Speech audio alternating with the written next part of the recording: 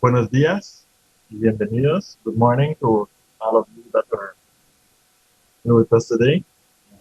The main language of this activity will be Spanish, but we will be transmitting live to Facebook Live, and our purpose is to have this video subtitled in a couple of days so that English speakers can also access the information to sharing in Spanish. El día de hoy tenemos esta conferencia que se titula Reflexiones sobre violencia en el Caribe. Hace parte de un ciclo de conferencias que vamos a estar tratando durante el año como parte de un proyecto en el que el Centro Cultural del Banco de la República aborda el tema del concepto de la relación con el mar y el territorio. El día de hoy tenemos dos presentaciones por parte de nuestros invitados Shirley Cottrell y el profesor Stephen Campbell. Y la primera de ellas es presentada por Shirley. La metodología va a ser, después de cada presentación, vamos a abrir un espacio para preguntas que nos acompañan desde Facebook o aquí en Webex. Por favor, les pedimos que vayan dejando sus preguntas, comentarios en los comentarios de Facebook o aquí en el chat de Webex, y en su momento las estaremos leyendo para los conferencistas. Entonces, sin más preámbulos, les presento a Shirley Cottrell Matallaga. Ella es una mujer raizal, psicóloga de la Universidad de San Buenaventura, en Medellín. Es candidata a Magíster en Estudios del Caribe de la Universidad Nacional de Colombia, sede Caribe. Es investigadora social, asesora en temas de mujer y género, activista por los derechos de las mujeres negras, afrocolombianas, raizales y palenqueras. Fue coordinadora del programa de equidad de género de la Gobernación del Departamento Archipiélago de San Andrés, provincia de Santa Catalina, en el año 2013. Fue responsable de la Sala Situacional de Procesos de Mujeres de Género del Observatorio de Procesos Sociales, Caribe Social, de la Universidad Nacional de Colombia en su sede Caribe. Coordinó, orientó y compiló la política pública para las mujeres del Departamento del Archipiélago de San Andrés, Providencia y Santa Catalina en el Plan de Acción de 2018-2023. Es miembro del Grupo de Investigación Estado y Sociedad de la Universidad Nacional de Colombia, sede Caribe, y también es asesora de temas de mujeres y género para la Conferencia Nacional de Organizaciones Afrocolombianas, CENOA. Es asesora para la implementación de la política pública para las mujeres del Departamento de Archipiélago de San Andrés, Providencia y Santa Catalina, en la Oficina de Asuntos de Género de la Gobernación Departamental, y ha participado en diversos espacios de nivel nacional como Movimiento Nacional de Mujeres Negras, Afrocolombianas, Raizales y Palenqueras y la Cumbre Nacional de Mujeres y Paz. Shirley, bienvenida. Muy buenos días para todos y todas. Good morning, everyone. Muchísimas gracias por esta invitación, Andrés, al Banco de la República para compartir pues estas reflexiones que vengo haciendo hace algún tiempo frente a la historiografía de las mujeres raizales. Introducir un poco esta presentación de la mañana de hoy, retomando una frase de Sojourner Truth que utilizó en 1851, famosos discursos, para abrir e invitar a la reflexión frente a la historia de las mujeres. Dice: amigos míos, estoy llena de alegría, he venido con una nueva petición.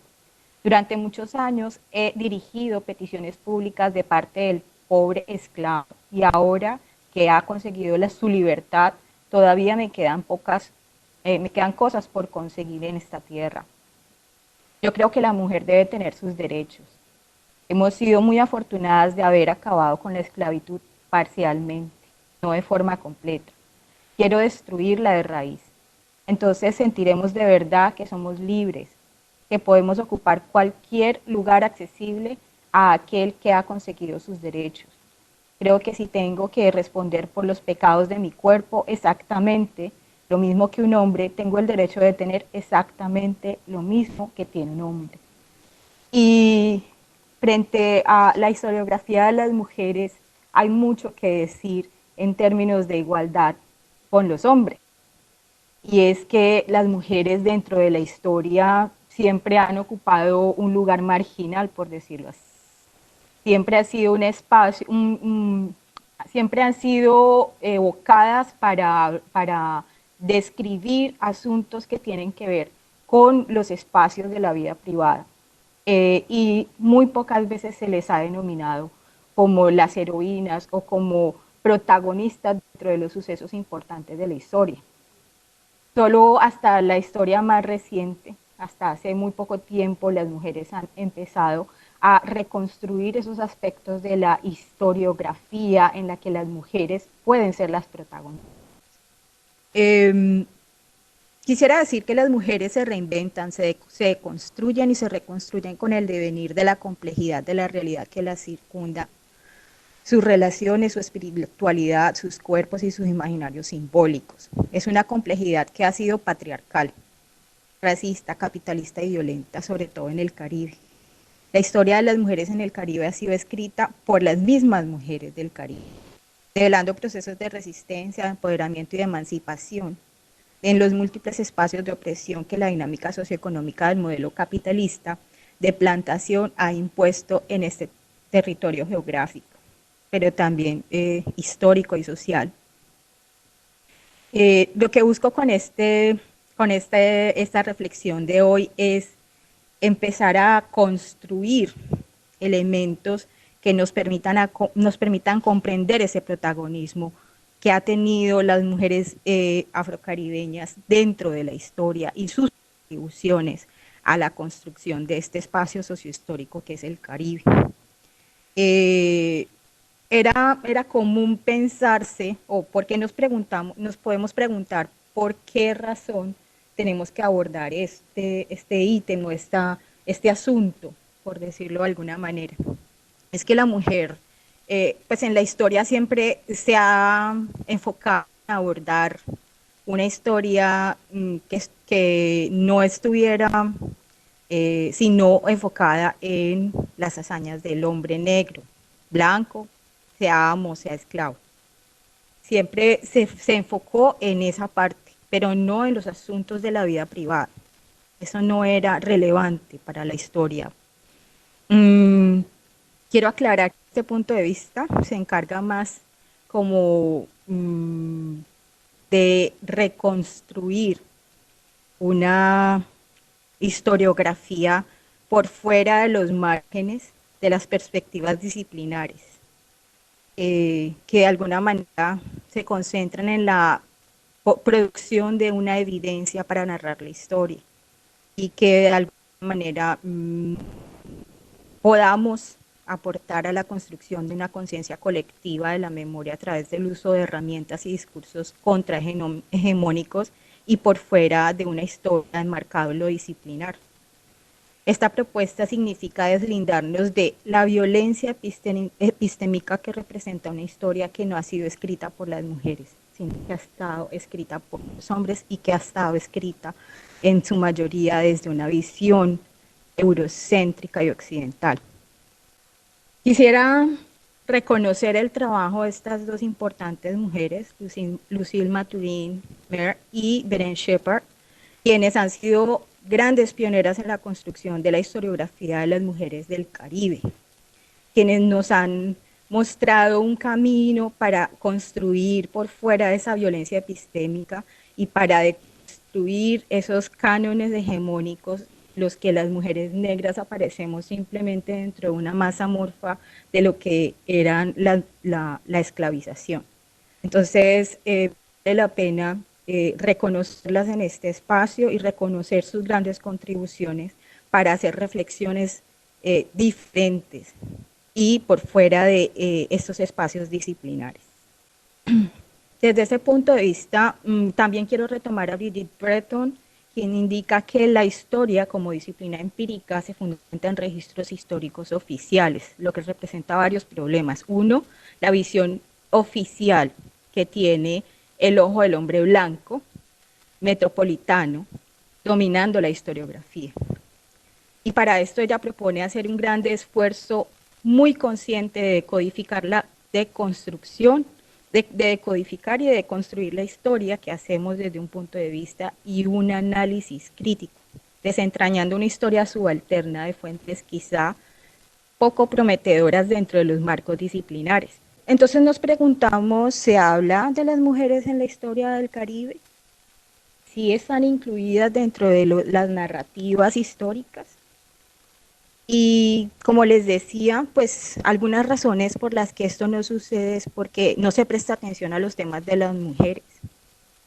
Pues estaban relacionados con los temas del mundo privado, que significaba el hogar, la familia, las actividades que no eran centrales para los intereses narrativos de la historia y que de parte eran prácticamente como actividades naturales que no eran sucesos a los cuales prestarle gran atención.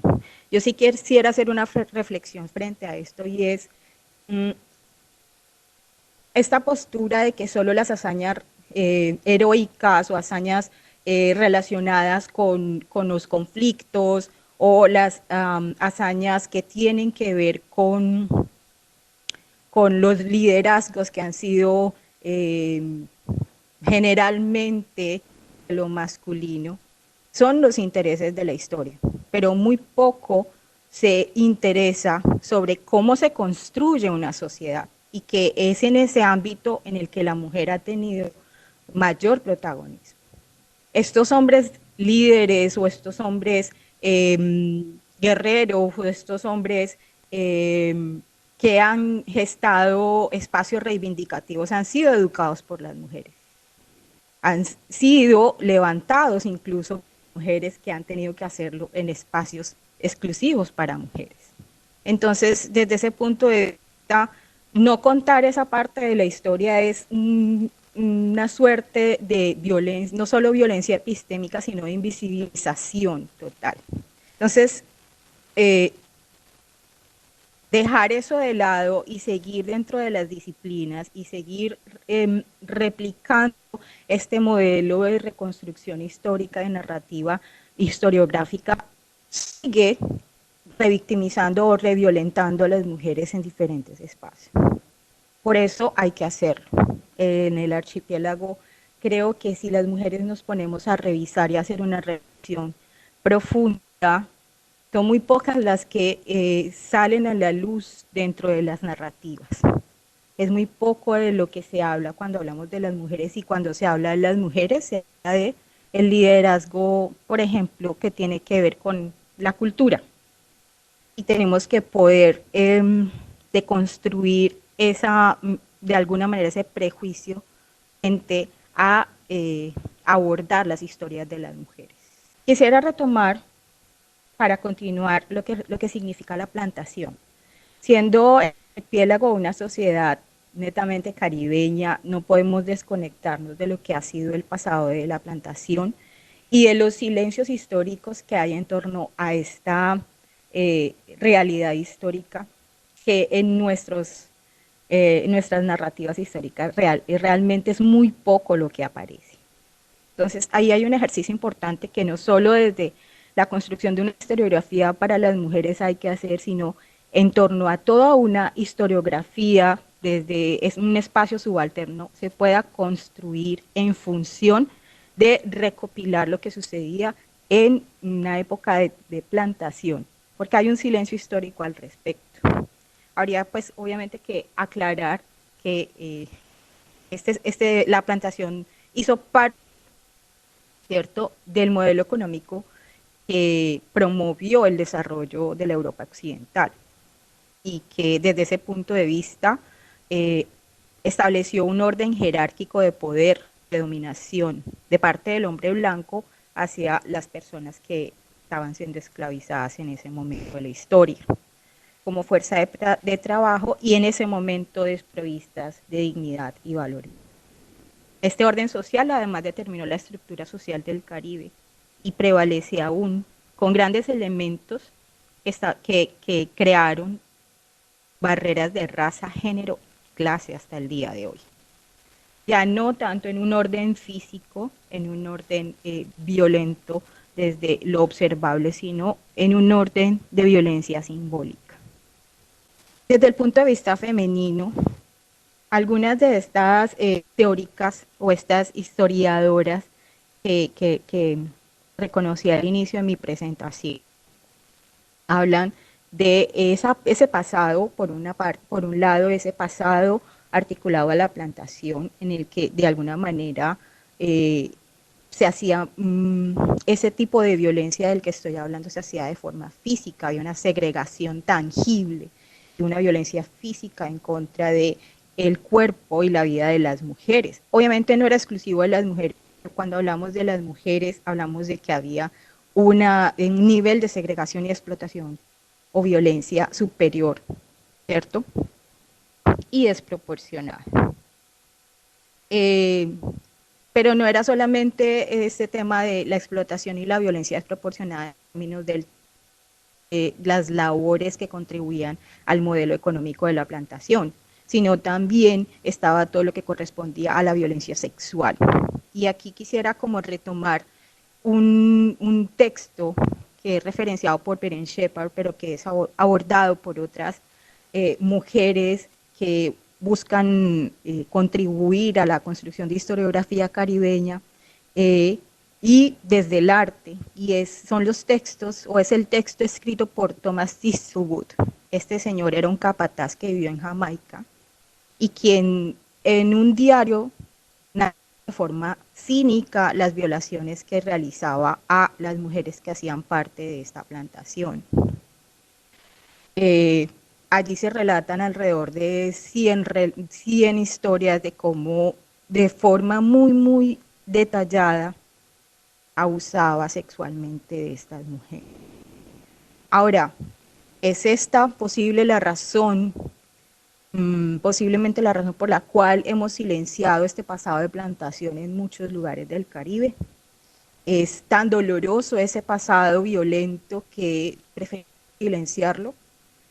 Yo como psicóloga llamo también a la reflexión de que a veces hablarlo, plasmarlo, señalarlo, permite una suerte de catarsis para lograr sobreponernos a eso y continuar con las luchas reivindicativas.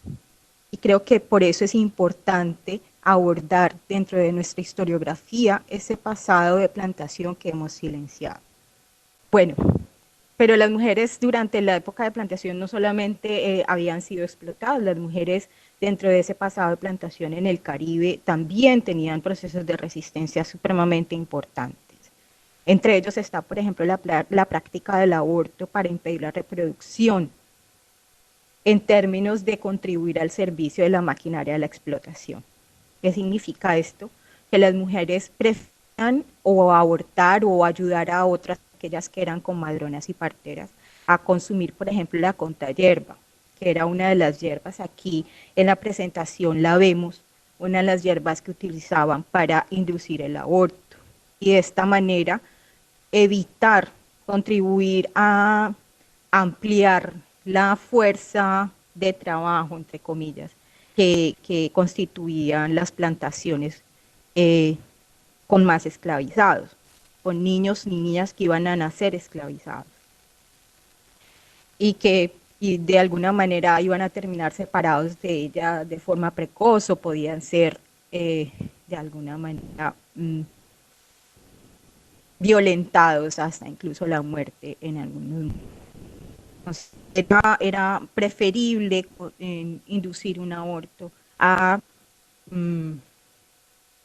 ver cómo sus propios hijos terminaban en ese mismo destino en el que estaban viviendo. Entonces, esta es una acción de resistencia que de alguna manera con la evangelización posterior a la emancipación terminó siendo satanizado y terminó siendo anulado dentro de las prácticas sociales de muchas de las sociedades caribeñas. Dentro de estas mismas resistencias encontramos también a todas las mujeres sabedoras y sanadoras que en su familiaridad con todas estas hierbas también contribuían a sanar las dolencias y las enfermedades que dentro de estos estas barracas en los lugares de plantación se podían generar por el hacinamiento y por la exposición climática a la adversidad del clima o algún virus u otras enfermedades o infecciones que podían contraer en las difíciles condiciones en las que debían subsistir. Y bueno, además de todo esto, ya en una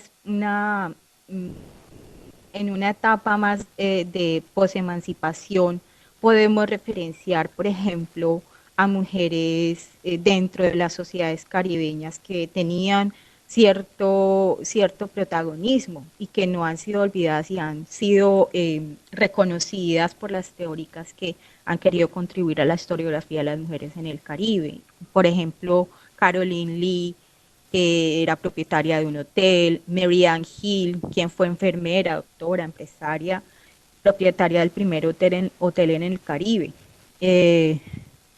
John Humpleby, fundadora de la Asociación de Alivio de los Indigentes, Enfermos y Débiles en Barbados.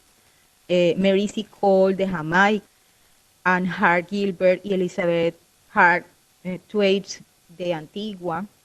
Entonces, hay muchas mujeres que han tenido ciertos protagonismos que se han venido reconociendo recientemente en la historiografía del Caribe. Ahora ya después de hacer este contexto amplio, quisiera como retomar ya el contexto local y decir pues que este archipiélago se ha caracterizado por dinámicas migratorias diversas, de diversas poblaciones que han determinado su configuración social, económica, cultural y política, con varios hitos donde el colonialismo cobró protagonismo, orientando el contexto actual de la sociedad de las islas, como sucedió en diversas islas del Caribe. La población de hoy se denomina nativa, que hoy se denomina nativa pertenece a la etnia raizal, la cual es el resultado de las dinámicas de poblamiento colonialistas y asociadas a la trata transatlántica. Por esta razón tenemos toda esta conexión con este pasado de plantación que ha sucedido no solo en el Caribe, sino en el sur de Norteamérica, así como a múltiples procesos de transculturación que le han otorgado el sincretismo característico del. Se menciona a las personas esclavizadas como una masa amorfa, como ya lo había mencionado antes, donde el protagonismo lo tienen únicamente unos hitos que corresponden a los intereses colonialistas de los diferentes estados. Por ejemplo, todas estas disputas territoriales que se dieron por este territorio insular, por diferentes estados coloniales como España, Inglaterra, y obviamente más recientemente todos los intereses que de pronto el Estado colombiano con eso. Esta postura o esta información que encontramos,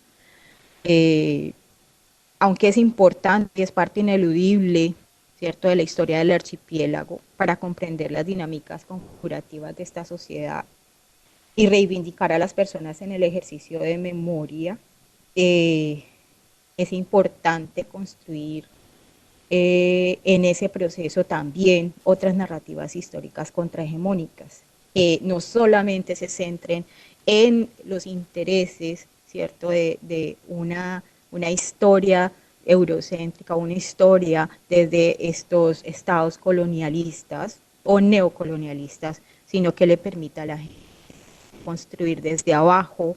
Y frente al tema de las mujeres, pues podemos encontrar que es un cúmulo de sucesos generales, donde los rostros más visibles son los masculinos. Y quienes son los mayores historiadores de los que narran esas historias son también rostros masculinos y son quienes determinan qué se cita y qué no se cita sobre la historiografía de las mujeres o cuáles son esos protagonismos que vale la pena mencionar en esos textos o en esas narrativas. Pero entonces, ¿quiénes son las heroínas que aportaron a la construcción del pueblo raizal?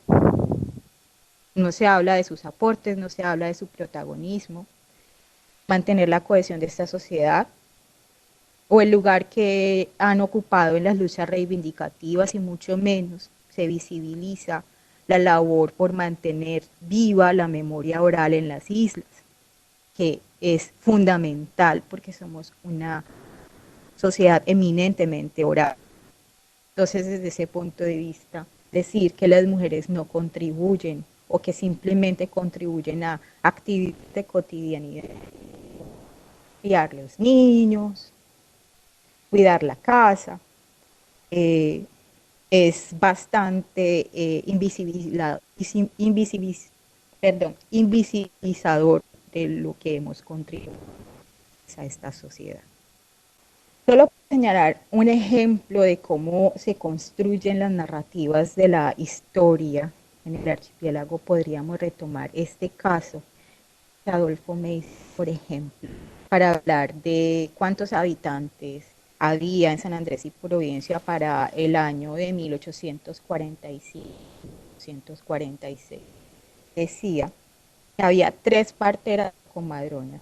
También muestra datos donde se evidencia a las mujeres esclavizadas y que hacían parte del material de los esclavizadores.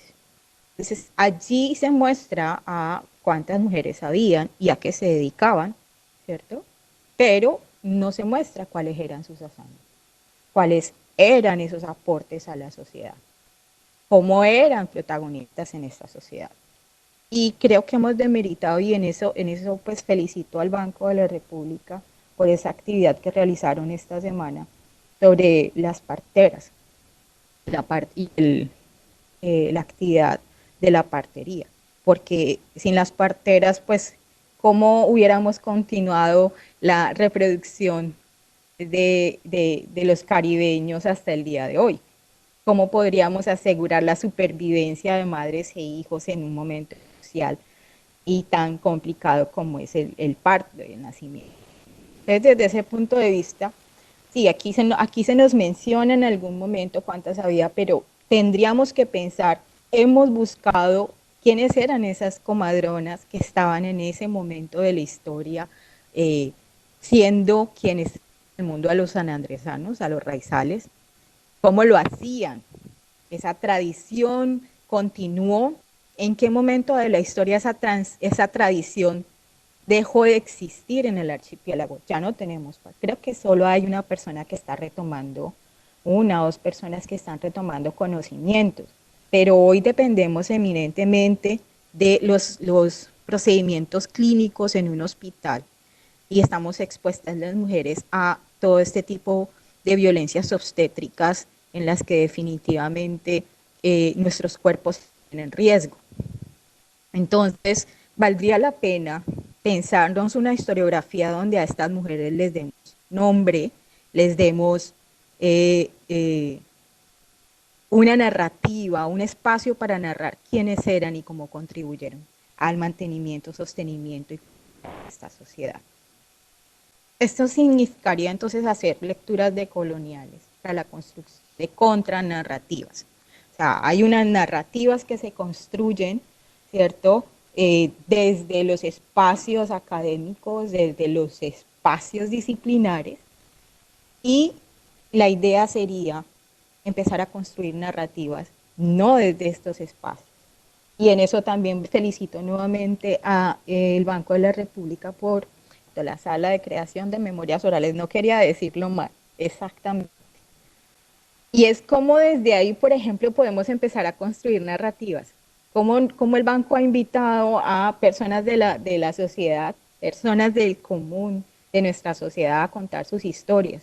Y que en esas historias, en esas narrativas, desde abajo, subalternas, que no suelen ser escuchadas, por ejemplo, en estos espacios, pero que son accesibles, por ejemplo, para todos en la página del Banco de la República, podemos entender y comprender las dinámicas de sociedad. Pero sobre todo para esta construcción de contranarrativas es importante la participación de las mujeres, más que todo de nuestras mayoras de la isla, que tienen un mayor conocimiento de nuestra tradición, de lo que los raizales han sido y poder mantener nuestras prácticas culturales y ancestrales. Esto es inaplazable para construir o cimentar una historiografía de las mujeres raizales. Y entonces es aquí donde empezamos a pensar frente al tema de las fuentes. Y es que de alguna manera los historiadores entonces empiezan a cuestionar cuáles son las fuentes, si esas fuentes son las oficiales, y eso sí es verídico o no es verídico. Y es, ¿cómo vamos a cuestionar que la memoria que tiene nuestra sociedad, esa memoria oral, es o no verídica? ¿Acaso, por ejemplo, cuando leemos la historia escrita desde Europa frente a la esclavización, estamos leyendo hechos verídicos? Cuando hablamos de contranarrativas, es en controvertir, ¿cierto? Y subvertir esas narrativas disciplinares que han sido escritas desde una visión occidental y en la que definitivamente nosotros no tenemos el protagonismo positivamente. Entonces, en ese caso, tendríamos que salirnos como de las fuentes de la oficialidad para la recopilación de información. Eso significaría hacernos a otro tipo de fuentes para construir esa narrativa, como la prensa, los archivos personales, los diarios o bitácoras de viaje, cartas, archivos de las iglesias, los diarios de campo, las novelas y otro tipo de escritos. También hay que reconocer cuánto aporta la memoria oral a la construcción o la reconstrucción historiográfica que podemos hacer. Eh, pero solo se puede contar con los relatos de las personas que están presentes al día de hoy. Y eso nos lleva a pensar en cuánta historia se nos ha perdido con aquellos mayores que se nos han ido. Y cuando a veces, por ejemplo, a mí me preguntaban esta semana, una chica que quiere hacer su posgrado me preguntaba, ¿dónde consigo información referente a las plagas que atacaron las plantaciones de coco? En la única persona que pensé en ese momento fue mi papá. ¿Y cuánta información se llevó cuando falleció frente a temas climatológicos, de cultura, etcétera, etcétera? Entonces, en una situación actual de pandemia en la que nuestros adultos mayores y nuestras adultas mayores están en absoluto riesgo, estamos en mora de reconstruir esa memoria oral, porque son quienes estuvieron allí y que hoy están presentes, quienes nos pueden contar información, nos pueden contar historias, nos pueden referenciar elementos importantes de esa historiografía raizal. También podemos retomar el tema del arte y cómo nos referencian aspectos geográficos, actividades de la cotidianidad, del vestido, de la arquitectura, de los alimentos, etcétera, etcétera. O analizar la música. Y por ejemplo, en nuestro territorio el calipso como género musical, además tiene casi que la función de contar historias y de visibilizar luchas de resistencia y de reivindicación. Eh, Podemos también remitirnos a los cuentos populares, a ilustraciones, a fotografía, a construir, a hacer espacios de construcción a través de la cartografía social que nos permitan referenciar puntos en este territorio, incluso en el territorio, en el espacio marítimo, que son significativos y que están cargados de elementos simbólicos importantes para la sociedad insular, que además aportan a la consolidación de nuestra identidad. Y frente a esto quisiera retomar a Jean Bisson, quien resalta la importancia de reconocer los procesos de resistencia que ha liderado la mujer, siendo reputable en varios aspectos. Y cuando hablo de reputable, quisiera retomar es la crítica que, por ejemplo, hace Jean Bisson a Wilson sobre las categorías de reputación, de reputabilidad y de respetabilidad, en la que de alguna manera él dejaba de lado a la mujer en un espacio de reputabilidad y se quedaba en los espacios de respetabilidad por estar encargada de los espacios, de las actividades de los espacios domésticos.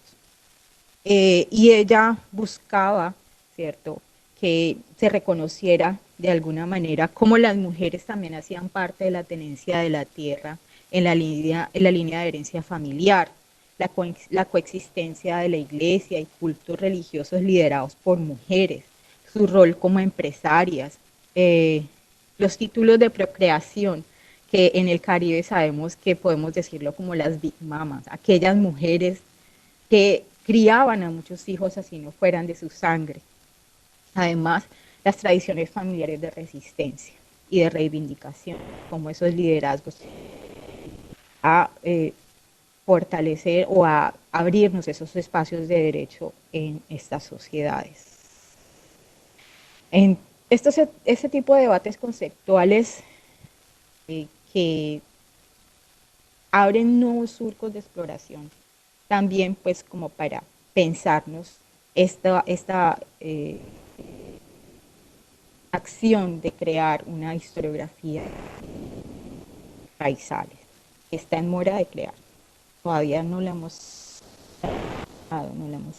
Y bueno, frente a eso, pues obviamente tenemos que validar o intentar pensar, delinear la historia y las prácticas de las sanadoras y las eras para la recuperación ancestral, la oralidad y pensarnos en las ventajas y las desventajas de que nos centremos en la oralidad y no registremos esa oralidad. Como les decía ahora, cuando se nos van nuestros mayores y nuestras mayoras, perdemos un libro completo de historia de nuestros antepasados y de ancestralidad. Por tanto, hay que retomar esos espacios de registro a estas narrativas orales, que no las perdamos. Habría que pensar también en crear espacios de diálogo intergeneracional, en el que esos mayores y mayoras, sobre todo las mayoras, puedan hablar con mujeres más jóvenes y garantizar esa de la historia. Quiero retomar entonces en estas fuentes no formales, en estas fuentes que no hacen parte de los espacios oficiales. Y es un grupo público de Facebook llamado All St. Andrews and Providence. Este grupo tuvo como iniciativa inicial la emperatriz O'Neill Wilson, y en charlas con David Sibul, él logra materializarla de forma ejemplar. Muy interesante explorar, y es un grupo que podría aportarnos elementos valiosísimos para la construcción de esta historiografía de los en este grupo de Facebook encontramos que él publica las fotos y solicita que la gente hable un poco de las personas quienes fueron, a qué se dedicaban, o si son fotos de paisajes o de eventos, de alguna manera la gente cuenta qué sucedía. Esta es una forma de reconstruir historia, esta es una forma de hacer historiografía, y es una forma que no hace parte de los espacios formales, académicos y disciplinares de la historia. Es una forma de crear historia subalterna. Miss Delia James, on the right, aquí la vemos. Estoy poniendo la escritura que aparece, estoy leyendo la escritura que aparece tal cual dentro del grupo de Facebook y cómo describen a las personas. Aquí aparece Miss Delia James on the right and her sister, Miss Elvira James. Miss Delia was a birth nurse and delivered many a baby. Y aquí vale la pena que miremos cómo es descrita. Pues aquí se nos describe, por ejemplo, a Miss Delia como una mujer que era enfermera y que trajo muchos bebés al mundo. Pero también hay una referencia, y era esposa. La referencia que sirve para nosotros como pueblo es reconocer con quién estamos relacionados familiarmente. Éramos vecinos de quién, qué actividades realizábamos. Pero a veces cuando hablamos de las mujeres, quedamos solamente con el título de ser la esposa de, o ser la hija de. Solo nos queda la referencia familiar, una referencia que hace parte de lo íntimo, que es importante para este pueblo. pero no es el único referente. Y en este caso es loable que nos cuenten primero quién era y qué hacía Miss Delia, y luego nos cuenten esa referencia familiar que ayuda a conectar. Eh, en este caso, cuando vemos a Miss Elia, Octavia Hockey, eh, podemos de alguna manera también mirar las conexiones que como sociedad teníamos o tenemos con el Gran. Y Miss Elia falleció en Gran Cayman Island y es traída a Providencia el año pasado, de haber fallecido en el 2019. Aquí tenemos a Miss Elizabeth May, que podría ser una antepasada. Mi abuela era apellido May. Entonces, nos referencian que es la madre del general George Montgomery Hudson May, quien además de ser un dentista, se vinculó a tropas que defendieron Bluefields en 1907. Bluefields, que hoy hace parte de Nicaragua. Pero no tenemos información de ella. Valdría la pena profundizar. Miss Vicenta Francis, pero quien, además de ser una devota congregada a Misión Cristiana, fue dueña del terreno donde hoy figura el Hotel Fibra. Inicialmente tenía una posada, o sea, era propietaria y estaba insertada dentro del turismo. Entonces vale la pena entender. Nuestras mujeres han realizado actividades que son y que contribuyen a la economía de este territorio y que a veces las invisibilizamos y reconocemos muchísimo más algunos liderazgos políticos y algunos liderazgos, pero mayoritariamente masculinos. También en espacios, por ejemplo, religiosos, encontramos a Miss Jacinta, que además es aún con vida, así que hay muchas historias que Miss Jacinta puede contar aún, que valdría la pena escucharla en el Centro de Memorias Orales. Eh, ella fue ella fue una de las educadoras raizales de la Sagrada Familia, una de las muy pocas que ha habido en la Sagrada Familia, o tal vez la única. Entonces la historia aún, aunque tenemos mujeres que hacen parte de nuestra historia que aún están ahí para contarnos. Como les decía, el título de Big Mama, en este caso Miss Everela, no tuvo hijos, pero fue una mujer que además adoptó varios hijos. Miss María Forbes, que además era una comadrona y enfermera, o sea, era una sanadora. Y habría que preguntarnos si ese conocimiento fue transmitido.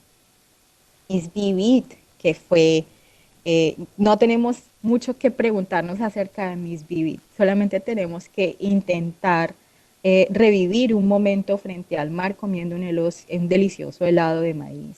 Vivid fue una de las amigas de infancia y de toda la vida de mi abuela, y que vivió hasta el 2019, 103 años.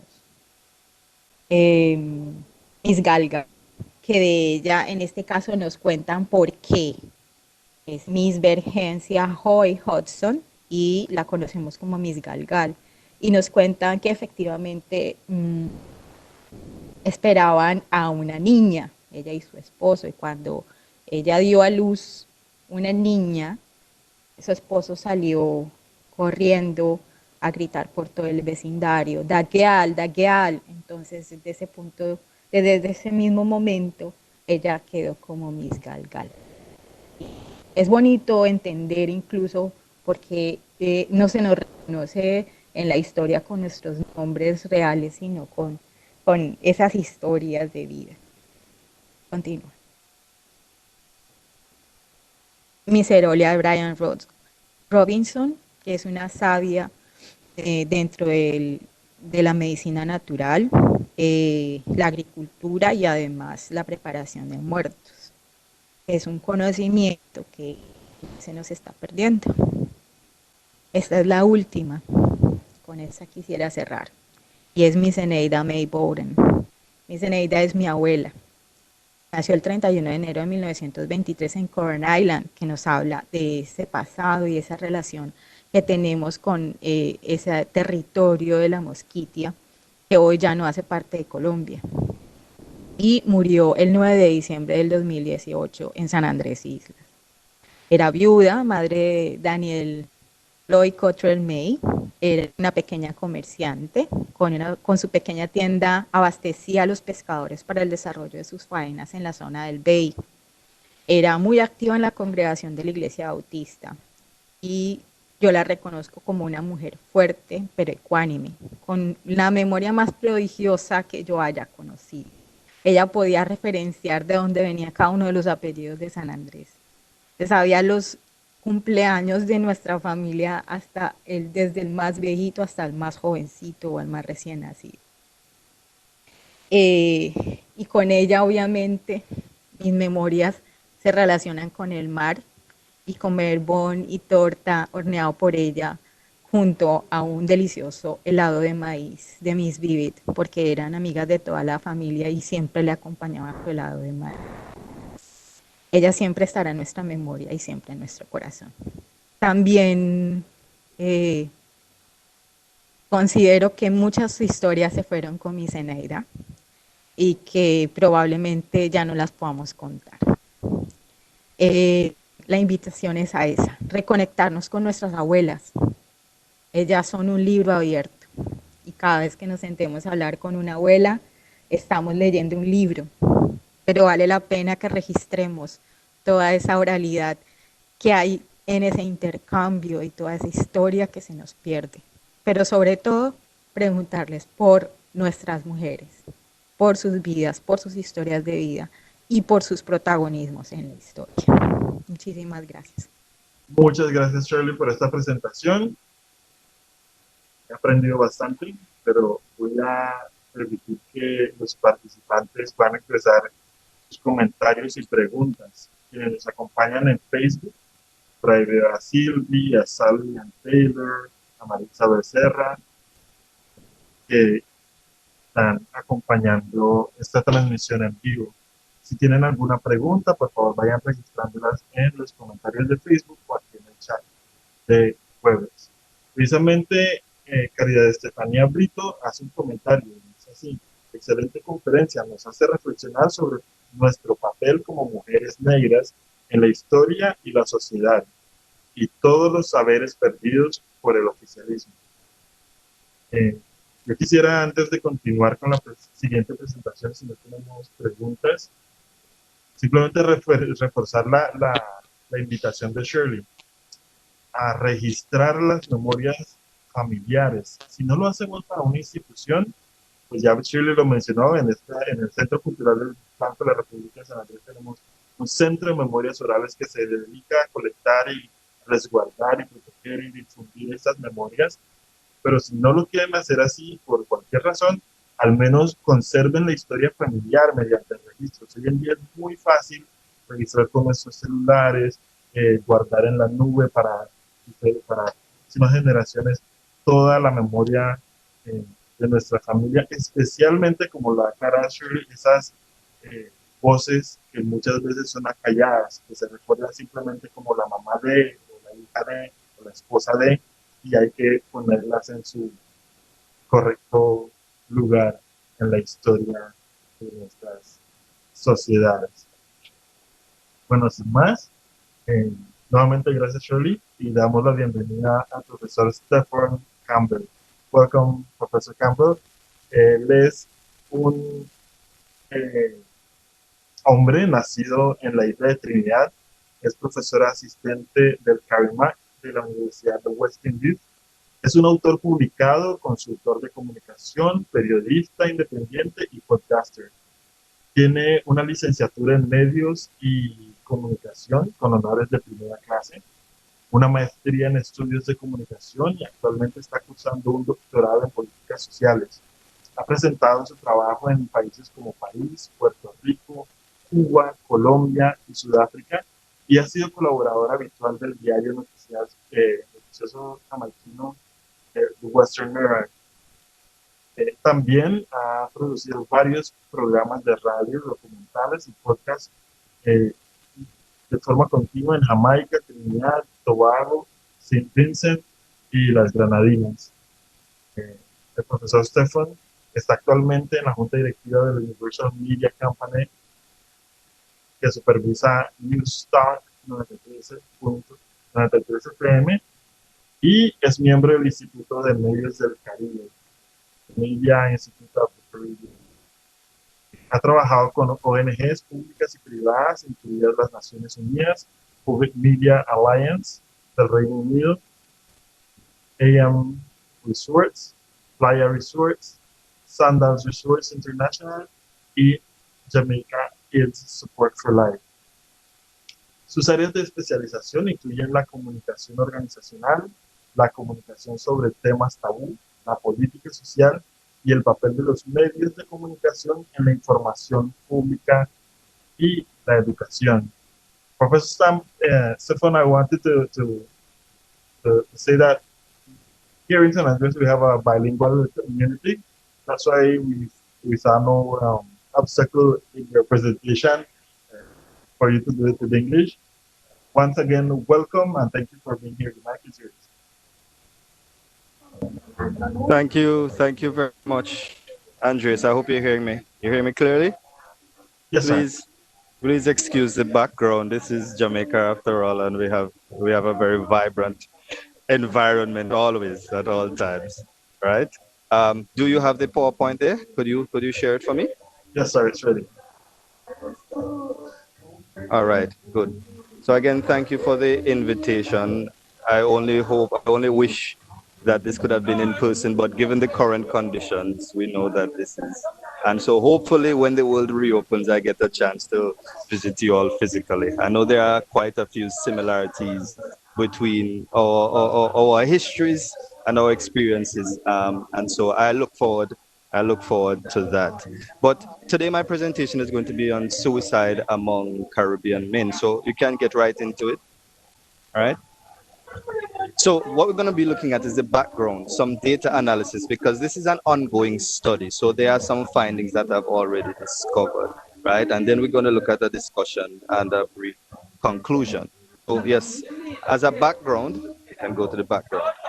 As a background, you realize that suicide globally kills one person every 3 seconds. Right? And as a matter of fact, is one of the leading killers of men globally, second to only heart disease and lifestyle diseases. As a matter of fact, suicide in some places kill more men than war, right? And when you consider that, you realize that it is as much of a global pandemic as the COVID-19, right? However, there is something called the gender paradox of suicidality. Whereas women attempt suicide more times than men, men die by suicide 2 to 9 times more. And that's because they choose far more lethal methods. So, for example, Trinidad and Tobago, where I'm from, and unfortunately, I can count the amount of men that I know who have died by suicide within the last 10 years. It will fill up both my hands. And these are some men that I was close to, friends that I spoke to in 2 weeks, and then after I heard on the news that they would have died by suicide. But in Trinidad and Tobago, the third highest suicide rate in the Caribbean, because there are such, when you understand the history of Trinidad and Tobago, and because of the agricultural background that we have, you realize that this is easy for a man to go into the store to buy pesticide, and the most common one is one we call Gromoxone. And it will be sold over the counter at any age because the assumption is this person is a farmer. But it is one of the leading causes of suicide among men in Trinidad and Tobago. And then there is hanging. But in Jamaica, for example, where I reside now, the firearm, and there is a very, very high murder-suicide rate among men in uniforms, police officers and soldiers, right? And that has become so commonplace that oftentimes we get desensitized to this thing. Oftentimes it does not make the news, especially if it's a mere suicide. And I'm sorry to say mere suicide, But until we hear murder, suicide, and someone else's life is involved, that's the only time it makes the news oftentimes, or if it's a notable person. But it happens very, very frequently. As a matter of fact, the at-risk groups globally are individuals, are primarily men, between 15 and 45. And when you consider that a 15-year-old, right, attempting suicide and dying by suicide to 45, it begs the question, what leads men to want to die by suicide at such an alarming rate? So you can skip that one for me. And again, this study is very personal to me, having lost someone to suicide up until last November. So this is very, very personal to me. But it started as personal and evolved into how do we analyze our cultures to find out what are the cultural risk factors, the cultural nuances that triggers the thought or the propensity or the need to try to attempt suicide. And also, how do we develop a policy that can help prevent men from dying by suicides at such an alarming rate. And in Trinidad and Tobago, they mentioned it, but there is no real policy framework that helps to protect men, even in the gender policies. And so the recommendation by the World Health Organization says that we need to understand our own cultures and understand our own unique risk factors in order to guard against or to reduce these risks for the sake of helping men to understand that that does not have to be the ultimate action. And then at the end of it, because interestingly, oftentimes when I make these presentations, there's a question, what about women? And the simple answer is the murder suicides are committed 90% of the times by men. And so if we need to understand what leads the men in order to protect the men and the women, because if the man doesn't place any value on his life, there is very, very, very little motivation for him to protect the other as well. So that's one of the significant reasons behind it. Right. So my study is really a qualitative study because the statistics are out there. You can Google right now and get the statistics of suicide globally and in some territories. But there are very few qualitative studies of men explaining why they attempted suicide, what led to them not wanting to attempt it after when they have survived. What are the motivating factors? What are some of the things that can be transposed from the lives of those who survived suicide and is saying to the other men, these are the things you need to do to prevent this type of act, right? And the improvement we seek oftentimes comes in very common sense ways of thinking and approaching these things. And interestingly, talking about suicide, the studies suggest that the more you talk about it is the less it happens, because there is the fear or the taboo, which is why this is one of my areas. There is a fear that if we talk about it, we make it more real and might lead the individual to it. That's not the case. The more we talk about it, especially as men, is the less we see the need to attempt it. Because oftentimes as men, especially in heteronormative patriarchal societies, once we've made up our minds to do something, if we don't speak about it, we have decided that this is the thing. And oftentimes you would see that when someone has decided to attempt suicide, this is not a spur of the moment. There are those, but oftentimes it's properly planned. They have been thinking about it over days, weeks, months. They have decided. And unless there is some intervention that allows the individual to talk about it and insert another idea that gives them another option, this unfortunately leads to the type of result that we do not want. So I did some autoethnographies thinking about my own thoughts and suicide ideation, and also the friends that I've lost and the friends that I have here, to guide social policy in a way that is not just quantitative but qualitative in understanding our cultures as well as ourselves. So the data analysis, yes, you can skip this, right? So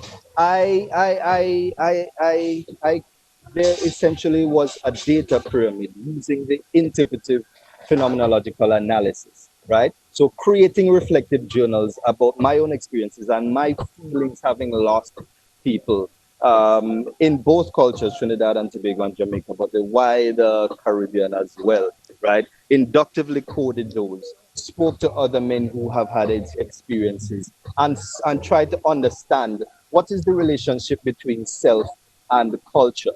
And the reason for this is that within our societies, again, and the late Professor Barry Chevan spoke about it. Once a boy enters prepubescent stages, there's very little internalization about self and what he is, and more about how he can provide for his family, how he can protect his family. You know, he's now the man of the house. I remember being told by my father at the age of 8, when he leaves, I am the man of the house at the age of 8. And no one ever questions or tries to understand whether I'm equipped, what I want, and all of these things, right? And so we start with self and then try to understand what the cultural patterns are that creates the individual, and also how the individual then goes to impact the wider society. So you can see. So escapist suicides. Escapist suicides is an overall meta theory in suicide research that says that 9 out of 10 of suicides are a means of escape. It is escape from grief. It is escape from doubt. It is escape from a particular type of condition in a society. But what I discovered is that suicide, primarily among men, is an escape from self. It is an escape from the concept of self, whether culturally or psychologically. There is something that the man is battling when it comes to his self-concept. Whether he doesn't feel like he fits into his family, whether he doesn't feel like he's good enough, whether he doesn't feel like he's masculine enough, whether he's plagued by thoughts of insecurities. And oftentimes the man believes that this is the option, or this is the way to go, that death is better than what I'm experiencing now in my own self-concept. The other one is suicide as escape from grief. And this, I am not sure about the climate there, but this is a significant number of suicides in Jamaica and Trinidad and Tobago. After the relationship has ended, there is a sentiment that if I can't have you, no one else can. I can't live without you. And this is what leads to the high murder-suicide rates, because the man says, I don't know how to cope with this. I don't know how to cope with this loss. I've never been taught to cope with grief, especially growing up when they said, boys don't cry, men don't cry. If you cry, you're soft. You need to hold it in. You need to be strong. And so all of these messages that a man grows up with, when he gets to the level where he has lost someone, he does not have the emotional tools on how to cope. And again, this seems like a better option than trying to cope. Speaking to someone and someone rejecting you and saying, I can't believe that you're crying over a woman. I can't believe all of these things. And we ridicule each other. You know, you tease your friends, and these are things that I have had to learn to re-socialize myself. Your friends, his relationship is done, and instead of supporting, you tease, not knowing what that does to the man, right? You're not knowing what the psychological conditions are that he's existing in, right? So suicide as an escape from grief was another one that I found. Suicide as an escape from powerlessness.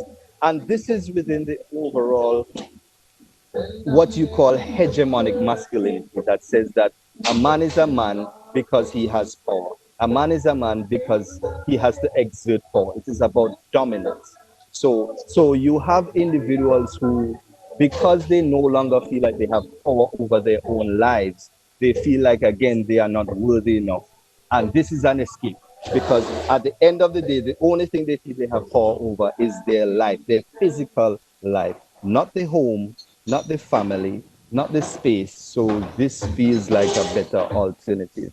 And so you have a lot of examples of men, of fathers, of families who have, in the literature, who have decided to die because they feel like they are holding back the family.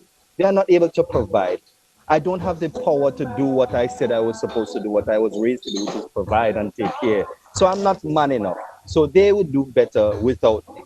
And this is one of the in vivo examples, right, of someone I interviewed who was speaking about a friend of hers who left a suicide note, saying that he feels like they are better without him. I don't have the power. I don't have the control. You don't need me in your life. You're going to do better without me. So might as well I end it here. Relationship with our fathers, and yes, we can move on.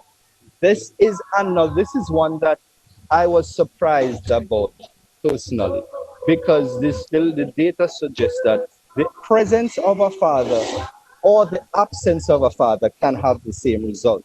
And oftentimes we talk about fatherlessness and the role of the father not being there, the impact on the child. But if the father is in the picture, there is still the propensity or the possibility that because the relationship is strained, or because the young man or the young boy feels like he can't measure up, that he is not good enough. And it is a significant risk factor in the data and the literature. And there is this quote by David Dealer that says that a man must love his father and yet be free of his father's expectations and criticisms in order to be a free man. Because a father is every young boy's first superhero. That's the gold standard. That's the measurement. Whether it's good or bad, whether he's violent or non-violent, that is your first archetype. And then you start to measure up to that archetype of a father, whether he's present or absent. You see, there are interviews where the man believes that there is this standard that he must live up to, even if his father isn't in life, because of how his mother speaks about him, because of how the family speaks about him. So he embodies that as his only way to maintain a connection with his father. And so if he feels like he does not measure up to that expectation, again, he feels like he's not worthy enough and he's not good enough. But also this relationship to the father can have an impact on the gender norms that we inherit.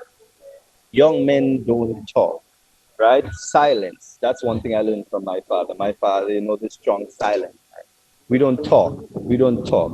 Talking is the realm of women. These are the things that we've grown to learn, especially in the Caribbean, right? And this is another excerpt of a strained example with a young man who attempted suicide and his father, talking about the chaos in his home and the fact that he just wanted some form of affection from his father. He just wanted his father to say, "I love you." He just wanted a hug. But all he saw was abuse.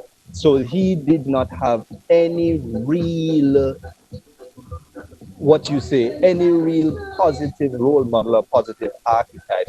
And then there was the strain of the relationship that all had an impact and increased the risk factors of suicide. Traditional hegemonic masculinity, and these are some of the themes: the physical appearance and athletic prowess, that if you are not, and these are risk factors, right?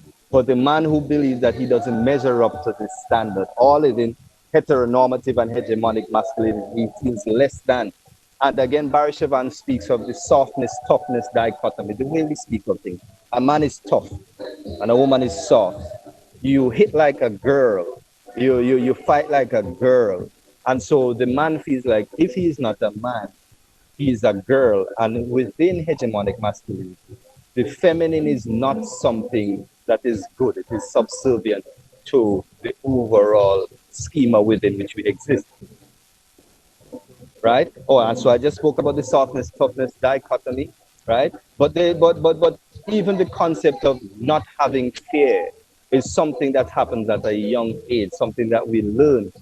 I don't know how many people growing up, you had to chase the lizard or the rat or the spider or whatever out of the house, because as a boy, as a man, that was your role. Nobody ever asked you if you were afraid. It was automatic. And if you showed even the slightest inkling of fear, your status of a man would be taken away, even as a boy. And so growing with that, you have a lot of internalized fear that men harbor, feeling that the moment they show it is the moment that they are going to lose their status as men. It's really zero sum. There's no in between. You can be fearless all your life, and the moment you show it, And these are sentiments these are perceptions that a lot of men share. The moment you're caught slipping once is the moment you feel like you've lost your status, right? So I am not afraid. I've never been afraid. I've been afraid I'm not. These are sentiments. And so this would lead men into spaces of crime and violence and all of these things in order to prove to the other that they are not afraid. So helping men to understand that fear is not an antithesis to being a man. You can be afraid and still be a man. You can say no. No is a complete sentence. I am afraid. Mommy, I am also afraid. I am as afraid as my sister. So not because I am a male or a man means that I should be the one. We need to be very, very careful about the messages or the signals that we send. And these things compound as time goes by, especially when you don't want them to throw the lizard out. You want them to kill the lizard. You want them to kill the rat, right? And so the masculinity becomes performative. It's about acting out violence. You can't protect unless you are protecting physically, right? So even in relationships, the man is the protector, even when it comes to the physical, not understanding that it's hard for a violent man to switch on and off that if he has been trained to be violent all his life. If violence was the measure of his masculinity, what do you expect, or how do you expect him to show his masculinity or to exert his power in any other arena of his life, especially in relationships? Rejection, yes. So rejection, as I alluded to earlier, we don't raise our men to cope with rejection. Recently, I was at another panel discussion, and they were talking about the fact that they raise their young girls to know their value and to know their worth and all of these things. And I had to raise the point that because of we spend 3 times as much time raising our young girls than we do boys. We let boys have free reign to do anything. So by the time they become adults, they have to go through this re-socialization process if they care enough in order to understand how to treat women and all of these things. So we have to start from a very young age, teaching boys as much as we teach girls how to cope with their emotions. When they become adults, it is oftentimes too late. So rejection is not something that men are taught to deal with well. Whether it's calling to women on the street corner and the woman says no and they decide to cuss them out, whether it's being left and they feel like, as I said, that this is the end of the road. How dare you reject me? A lot of men don't know how to deal with that. And bullying and peer abuse is another one, right? It goes without saying, more and more you have cases of people feeling like there is no one to turn to. They are being bullied repeatedly, consistently. And even if they talk about it, it leads to further bullying. So I'm being bullied, but if I talk about being bullied, then you're going to penalize me as well, right? And again, I remember growing up, I could not go home to my father and say that I was being bullied. And if I went home to him and I said I got into a fight, I had to have won, because if I told him I lost the fight, I would be beaten. Think about that. That sent. So in other words, I had to become the bully so that I would not be bullied. So I became the one who started enacting these acts, because I was afraid that if it were enacted against me, I would not be good enough or strong enough to compete against it. And so it's a very, very, very terrible cycle that leads both men and women, but unfortunately men choose to go that route more than women. Right. So, and these are just some statistics and some examples, primarily in Jamaica, that the CDA, the Child Development Agency, reported that 65% of students experience peer abuse. That is terrifying. And approximately 80% of staff members and 90% of students are aware of such incidents. Just think about that. That basically means everyone knows, everyone has seen it at least once, and still there are very few policy frameworks that help to protect. Sexual assault. So this is a significant risk factor that is linked to suicide, ideation, and intent. And it is exacerbated by the fact that in a culture that might be homophobic, and a hegemonic society, hegemonic masculine society, the risk is even higher in men, because here is a man, here is a boy who is sexually assaulted by another man or another boy, and he cannot speak about it because there's going to be the stigma that you probably did something to deserve that. Deep down, you are probably actually gay, right? Or even if you weren't gay, because you've been sexually assaulted, now you are gay. Because and these are some of the things. One of the persons I interviewed, this was his battle, his turmoil, because he was saying, maybe I wasn't strong enough. And because I was conquered, perhaps this is a signal that this is the way I need to go. So he started to question his sexuality. This happened to me at a young age. I wonder if I liked, but I can't remember. I wonder if, because it already happened, might as well go that route. And compounded by that is the fear, as I said, of talking to somebody else and they label you as gay or all the other derogative terms that come with within a homophobic society. So they hold it in, they question their sexuality, especially especially when they are rejected by the opposite sex. It all seems like confirmation and can increase the risk factors of suicide ideation and attempts, right? And so, with all of the interviews that I conducted, in-depth interviews with approximately 16 people, there's this initial framework that speaks about some of the things that can lead to increased risk of suicide ideation and attempts. So defining life events, something like sexual assault and bullying, relationship with fathers, hegemonic masculinity, and a very strong external locus of control. And when I say external locus of control, that your life is defined by all of these external forces, people, individuals. Everything that you are is defined by the external, right?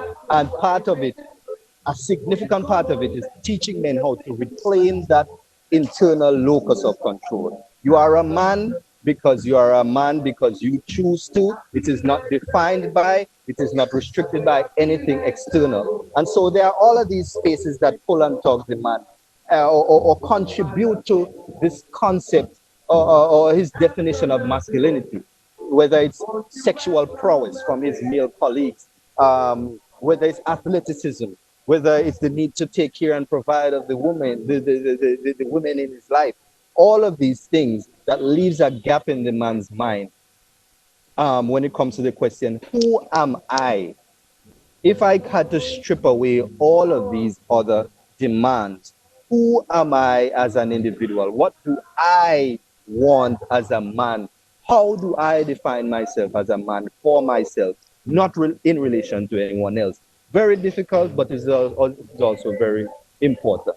So next, right? Oh, so yeah, so you can go back to the previous slide. So when it comes to, so as I said, this is in progress because the next step is about creating spaces, safe spaces for men to speak about their experiences.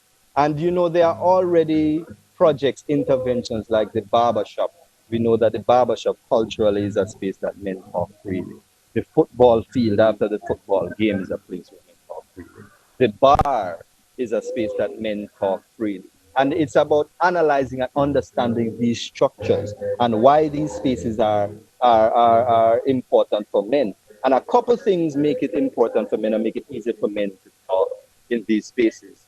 One is that a man is going to the barbershop for a haircut, not primarily to speak, because again, we were raised to not deal with problems head on. So you are going to the barbershop for a haircut and you happen to talk, which is why counseling doesn't necessarily work, because the formal thing is that you are going to counseling for counseling.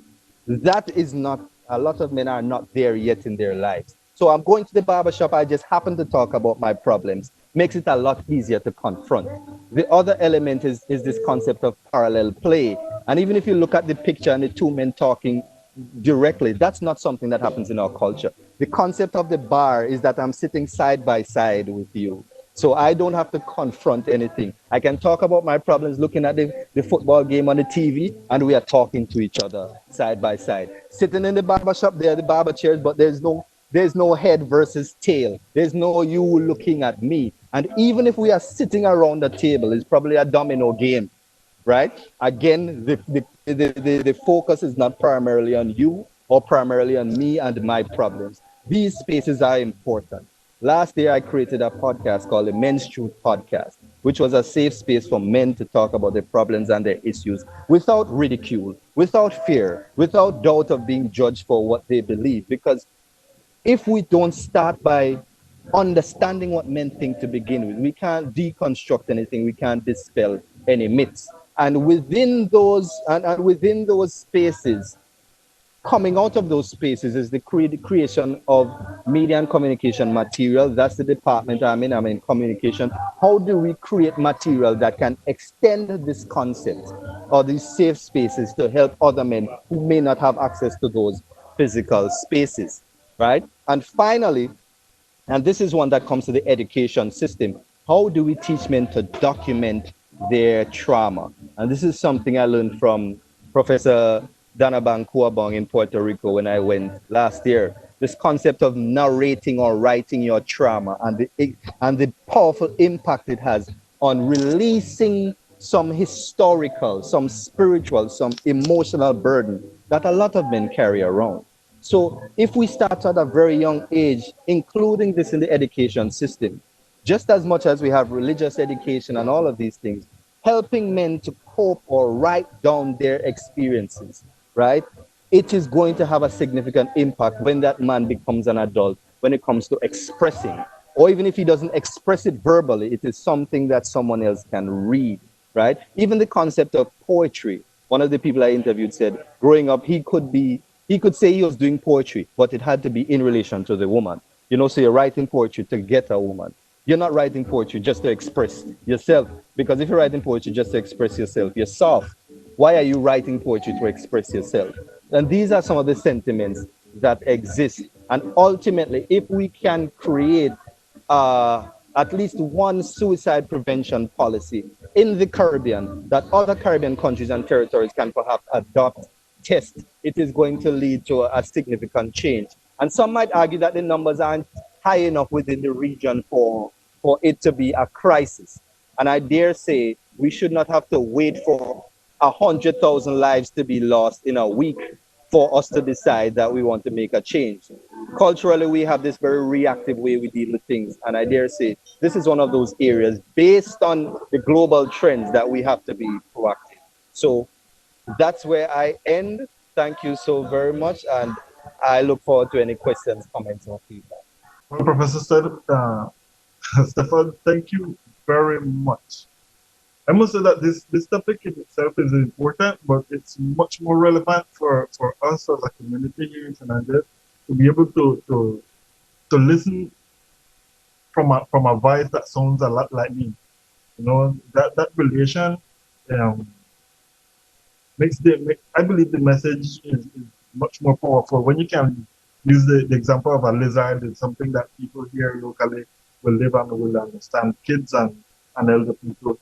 So that is very important. And one of our objectives here at this cultural center is precisely to reconnect the Caribbean people again beyond the imaginary lines that divide us and create these different countries and stuff, because we're still one people, and it's just beautiful to have you here and have the reggae in the background.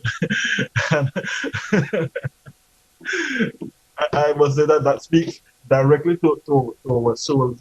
But I wanted to retake one of the things that you said and make it a question for Shirley.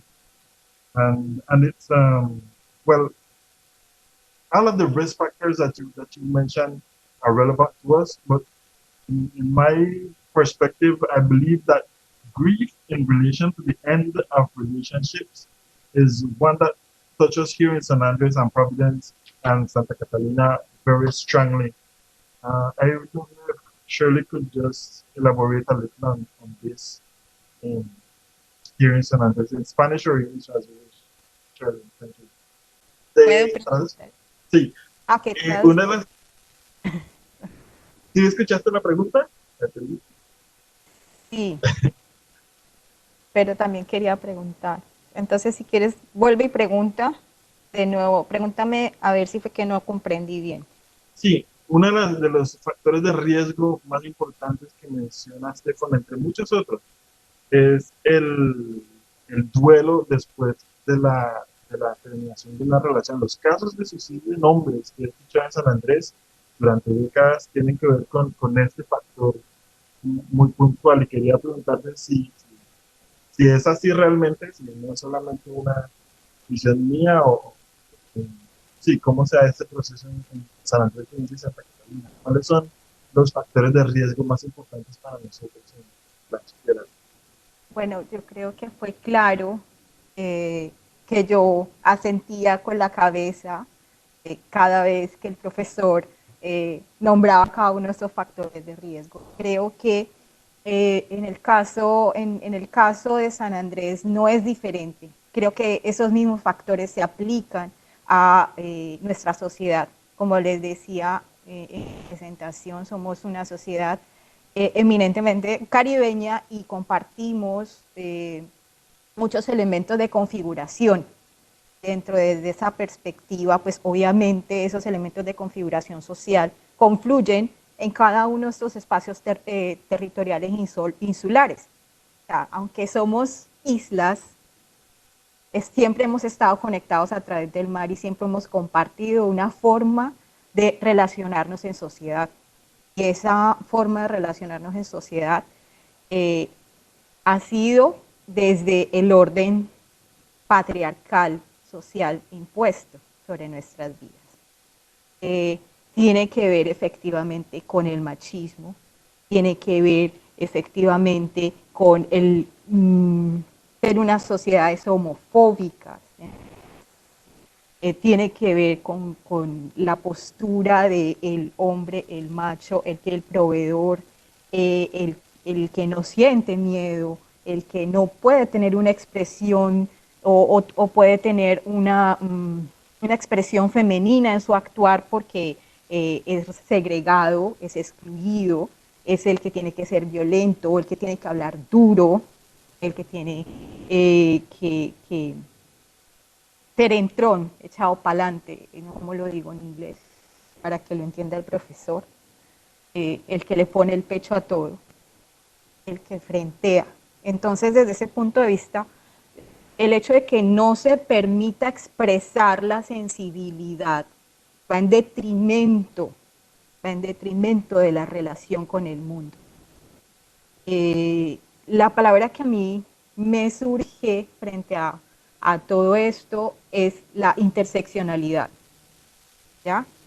Como la interseccionalidad no solo se aplica a las mujeres negras en el Caribe, sino también a los hombres negros. O sea, los hombres negros caribeños están encasillados en un deber ser. Usted debe ser un hombre grande, musculoso, debe saber bailar, debe hablar duro, debe ser proveedor, no debe sentir miedo. Cuando hay que ser violento, hay que ser violento. Ese tipo de cosas, ese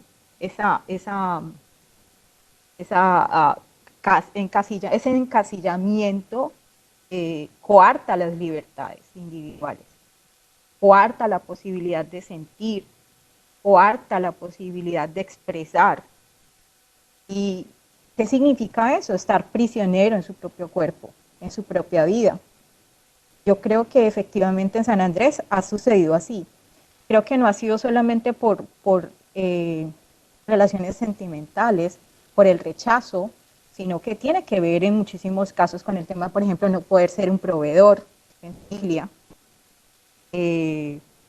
no sé, historias de abuso, como nos contaba el profesor. Entonces sí creo que compartimos muchos de esos factores de riesgo.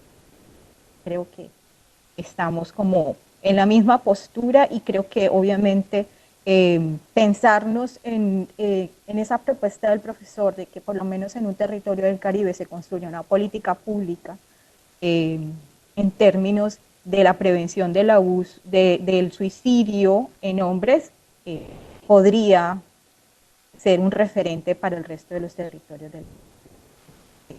Y en pensarnos en una forma distinta de masculinidad, que sería como el reto, construir nuevas formas de representación masculina, ser. Gracias, Shirley. Thanks.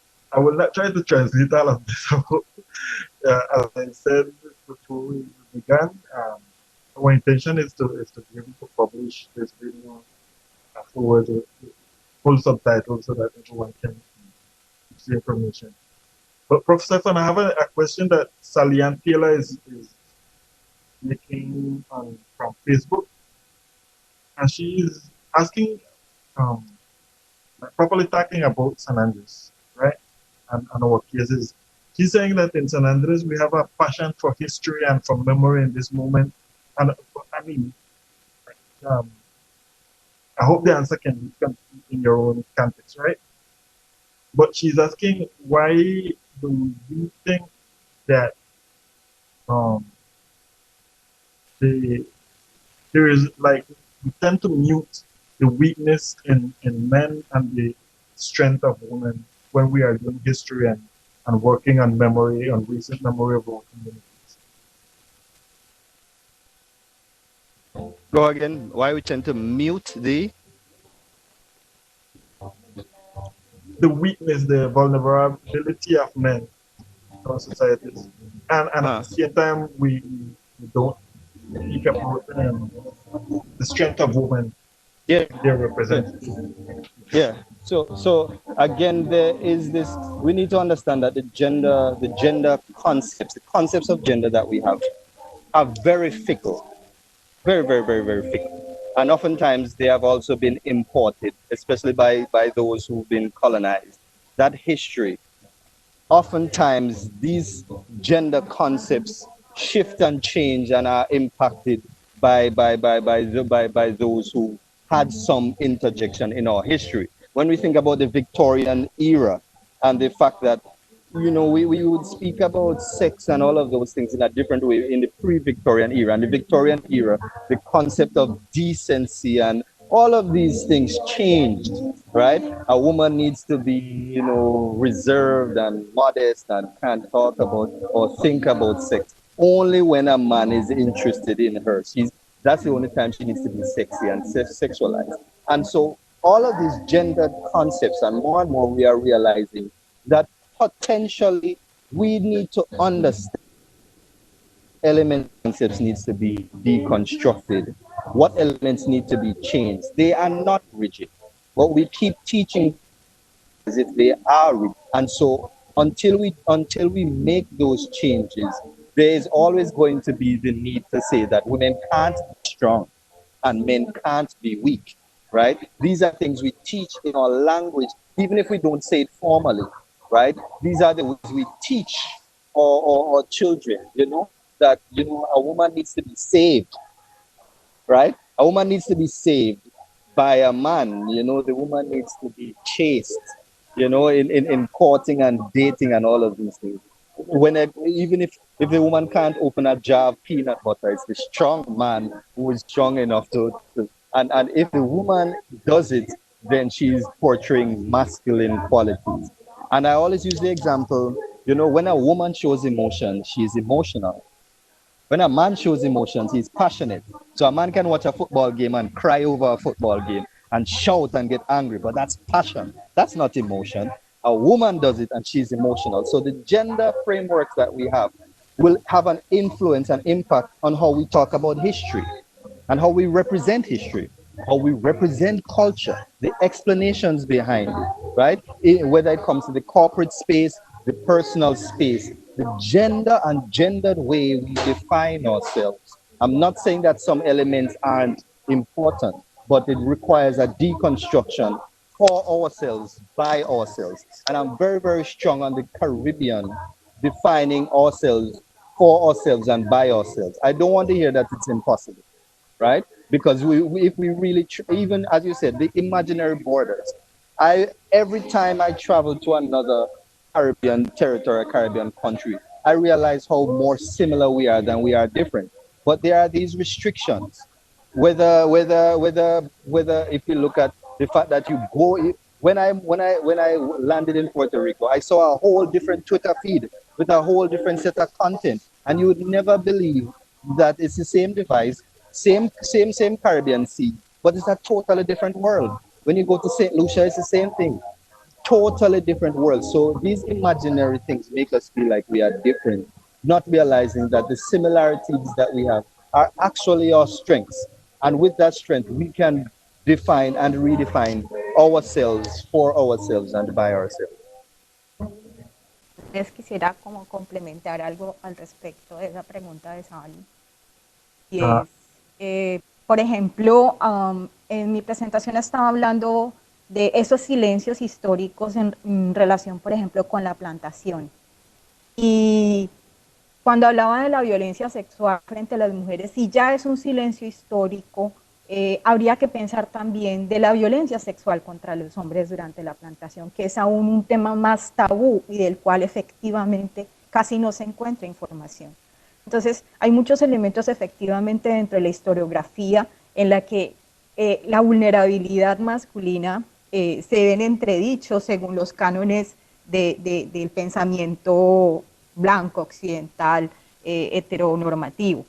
Y desde ese punto de vista hay que pensarnos en no solo construir esa historiografía desde una visión femenina, pero también dándole cabida a una forma de ver la masculinidad desde otra perspectiva, desde esa misma perspectiva hegemónica. Entonces, como para complementar un poco. De hecho, queda contestada la pregunta, ya te iba a hacer la misma pregunta que nos hace Salian Taylor de Facebook, pero quisiera retomar una vez más con Stefan y luego contigo una pregunta que hace Irma Bermúdez desde Facebook también, muy relacionada. La leo en inglés. This question is for Professor Stefan from Irma Bermúdez He says, both issues are associated with slavery. However, I would like to know if methodologies are important when it comes to telling the role of both men and women in the construction of our history. The methodology, that's what you said, methodology? Yes, absolutely right. There's a book that I'm trying to remember the name of the book, but essentially a lot of the methods or the methodologies that we have also come from cultures and environments and contexts that are not our own, that says that there is this universal Western experience that can be just taken without taken and used in other contexts, as if it's context free, which is why I really believe in the qualitative methodology of we telling our own stories. I'm not saying that questionnaires and pre-crafted concepts can't unearth some knowledge, right? But our experiences, I believe that we are equipped enough to talk about and speak about our experiences. We don't need to dilute those experiences. I believe everyone has their own tools, and if they don't have the tools, it is our role to help them or give them the tools, which is why, again, the concept of narrating trauma is important to me. We have the statistics on suicide and murder, but do we ever speak to these individuals to get their real undiluted take on their own lives, not us speaking on behalf of them? And yes, there are some vulnerable groups that require us using our voices to help them, but as much as possible, any methodology needs to have a very high participatory element to it that allows those individuals to move from participants that we study to human beings that we are helping in our research. And I make no qualms or no apologies about that. So if it's surface data and all of those things, that is methods. Strongly believe in the story, the intersubject people telling their own stories from their own background, from their own experiences, and see how we can connect after that. So yes, the methodology is extremely important when it comes to telling our own historical experiences, cultural experiences. That ethnographic framework is something that I strongly believe in. Shirley did mention in her presentation that using the example of this cultural center, we have a center of oral memory, knowing that people in the Caribbean, we almost never write. We are more of oral people, more of an oral tradition. And there is an invitation for the community to register these events of life, right? Our own memory, our own history in our own terms. Today we have a lot of, like all of us have this cell phones, and it's a technology that makes it available to be able to record the history of our families, and so we can start in our own terms. So I wanted to add, because yes, that was, and forgive me, I understand Spanish, but I can't speak it. So I was following and I was understanding. And that you see what you said, oral memory. And that is something that if you, even when it comes to research, we look down on oral memory and oral traditions as less important. This idea that less formal means less important or is less than valid, which is why my training is in radio and in audio and in sound and in capturing voices. That is a significant part of our Caribbean and African heritage, and it cannot be diluted or looked down on. What we need to do, though, is capture these things, because there are outsiders who capture those things and make it their own. They put their own branding on it. So, for example, one of the studies that we did was capturing the experiences of the early Rastafari movement in Jamaica in their own words, meaning we recorded their voices and their videos and we transcribed it. That is all. We didn't add any context or anything, just these individuals telling their own stories. And what we found is a lot of inconsistencies between those who reported on them and their own stories. And that is because we oftentimes grant access to external individuals or groups who come with their own connotations or their own views. And when they hear something said, they try to fit it in their own scheme instead of trying to understand the schema within which these type of movements emerge. So oral memory, I love that. Oral memory, oral history is something that we need to make more of, but is also something that we need to capture in undiluted forms for our own selves primarily, but for the world to see that we have the power over our own histories and our own knowledge. No sé si tienes algún comentario, Shirley, sobre esta última cuestión. No, creo que lo único que podría decir al respecto es que obviamente no hablé de Queen Nanny en mi presentación, pero sí hace parte de este escrito, obviamente porque no contábamos con el tiempo para nombrar a muchas de esas mujeres protagonistas que de alguna manera reconozco desde el sur de Estados Unidos y que evidentemente que implícitamente tiene que ir Queen Nanny. Cuando nos hablaba de la importancia de la oralidad y de cómo la gente captura su propia historia a través de la oralidad. Recuerdo un documental, no sé si es bastante abierta o abiertamente reconocido, pero hasta acá nos llegó un documental sobre Queen Nanny y sorprende la forma como la describen en muchos casos y cómo es exaltado todo ese proceso de resistencia que hicieron en contra de los ingleses por tanto tiempo. Entonces, vale la pena, independientemente de la postura o el cuestionamiento que se haga desde los espacios formales, para quienes importa, es para quienes estamos en los lugares subalternos. Eso es lo que vale la pena. I have to say congrats to the selector, because the music is excellent. Well, we're almost up. I can't say how excited I am, and I'm happy to be able to participate in an activity like this, where we are in different geographical context. Well, where we're still in the Caribbean, all of us, right? But we can go beyond our localities and our languages to speak about these topics that are so relevant to all of us.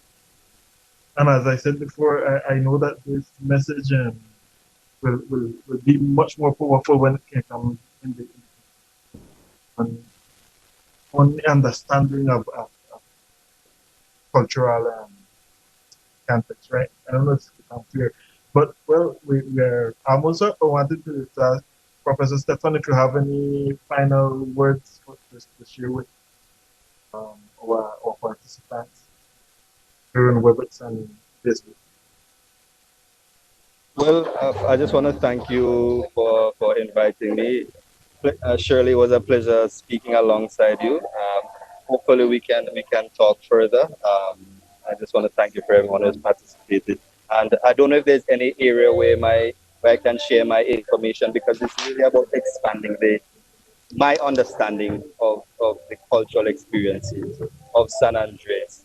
And also personal, but also I said yeah. Also, I need to thank the DJ, but also in my positioning in the University of the West Indies to share the stories and share the experiences, because oftentimes we get very local information, and only local, and again that has an impact of us understanding our similarities. Yes, it's true. Hope to be able to have you here in the island with us and be able to do something similar to what is going on today. Shirley tiene las palabras para compartir una cierre.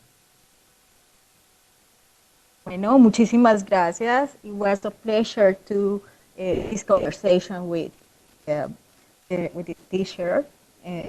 Hopefully, we can keep or continue speaking in other spaces. Muchísimas gracias al Banco de la República por este espacio y la posibilidad de hacer esta reflexión. Yo sé que son necesarias y que no es una tarea para una sola persona, es una tarea colectiva. Muchísimas gracias por la oportunidad. Una vez más, a nombre propio, a nombre del Centro Cultural del Banco de la República, les damos gracias a todos los que nos acompañaron a través de Facebook. Déjame leer algunos nombres: Natali, Irma, Elmer, Zoraida, Jaime Canicas, Elsa Apoyo. Muchas gracias a todos por habernos acompañado. Este video va a quedar en Facebook, lo pueden consultar después. Ya lo dije, ojalá podamos subtitularlo. Gracias. Esperamos que este espacio se repita. Stefan, thank you again. This was great. The video will be on Facebook, so that you can, whoever wants to consult it afterwards, you can consult it, and hopefully we'll be subtitled, having subtitles for the translation. Thank you very much, and this is for today.